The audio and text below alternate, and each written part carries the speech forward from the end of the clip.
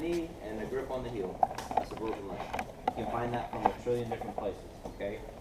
But finding the knee with the side of your hip and controlling your opponent is something that's huge in leg entanglements, all right? So what I'm going to show you guys is just like a couple of basic ideas, some basic entries in this next hour. That's what we're going to talk about, is like getting to position to kill. And maybe it'll open you guys up to some new ideas. I know that once you guys find these principles, you're going to find your own entries and your own positions that you like to play from. That's just jiu-jitsu. That's how it works. It's the cool thing about it.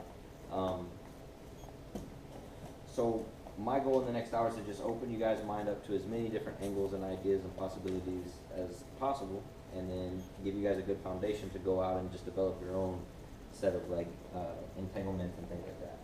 So the first one that I always show people is something at our school we call the step ashi, and it's like probably the fastest leg entry there is. I've hit it a million times in competition. I don't even know how many times.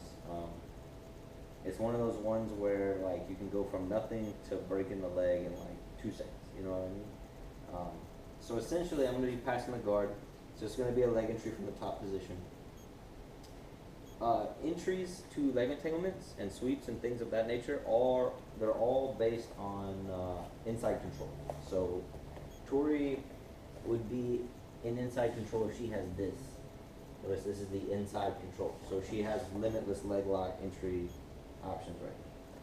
Whereas if I have inside control, I now have those entries. You guys understand? She doesn't have it. It's going to be very hard for Tori to get to a leg entanglement from here. Right? Just like it's going to be very hard for me to get to one from here.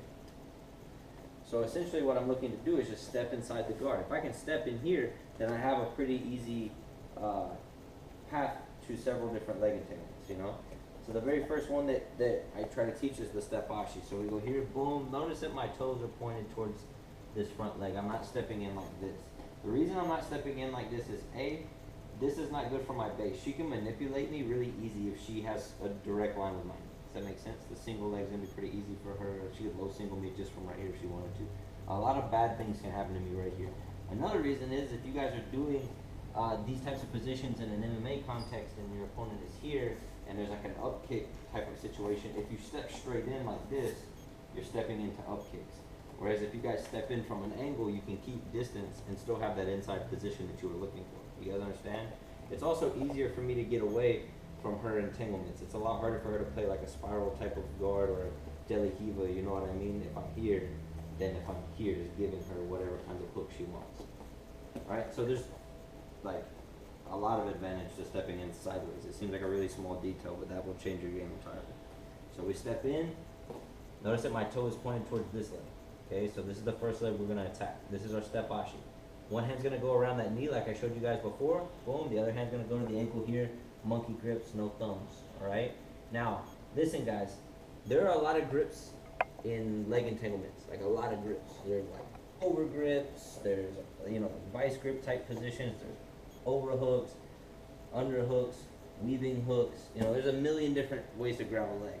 Each one has its own advantage and disadvantage. So try to apply them in the most efficient way possible. There's no rules in jiu-jitsu. There's no right or wrong. There's only easy and hard. So if you apply the wrong grip, it's not like it's the wrong grip. You lose. It's just going to make things a lot harder for you. You guys understand what I'm saying? There's no right or wrong. It's just like the easy way and the hard way. So when we go in here, I'm going to go double monkey grips right here because this is a lot harder for her to retract from. Okay?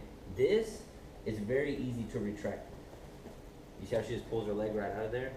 This is very hard to retract. You see how hard it's very hard to get away. Alright? So I'm passing, I step, double monkey grips, and then all at once from right here, my knee's going to drive across her leg. So that's the beginning of my pin.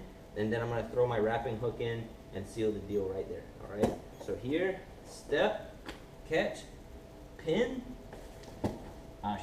Now I want you guys to notice the angle of my hip and her knee. Her knee's pointed at the roof, my hip's pointed at that wall over there.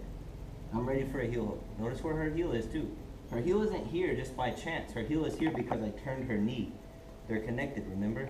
So now all I have to do is fall over and it's over. You understand? It's a very quick finish, very quick tap. So I'm passing the guard, I step, catch, get good at that sequence right there, just catching that leg. And once we catch it, we put our pin in place, and then we swing in with our wrapping hook, and we finish. Okay, try to consolidate these. If you guys need to go slow, you need to go 1, 2, 3, 4, 5, whatever. Do it as slow as you need to do it. But jiu-jitsu is about consolidation, right? How many moves? If I have a series that's 10 moves, like how few moves can I condense that into? Can I condense it into 2? Because if I can, wow, you know what I mean?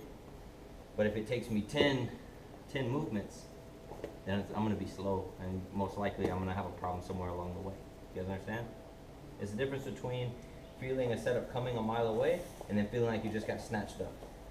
See what I'm saying? So here we go. Another thing to try to avoid, guys, is this here. We step in, we caught the leg, we put our pin in place, and then we did this. Try to avoid this. You guys see how I put this foot down? This foot should go from here straight to the hip. It should go to your hip, right? And remember that we're pulling this leg out in front of us. We're not pulling it under us. So we're not falling on this leg. You guys understand? Step, catch, pin, ashi. Look at that. There it is. From here, you can hook the heel, and that's going to be a quick kill. Okay? You guys understand? Does anybody have any questions? It's called step ashi. Let's do it.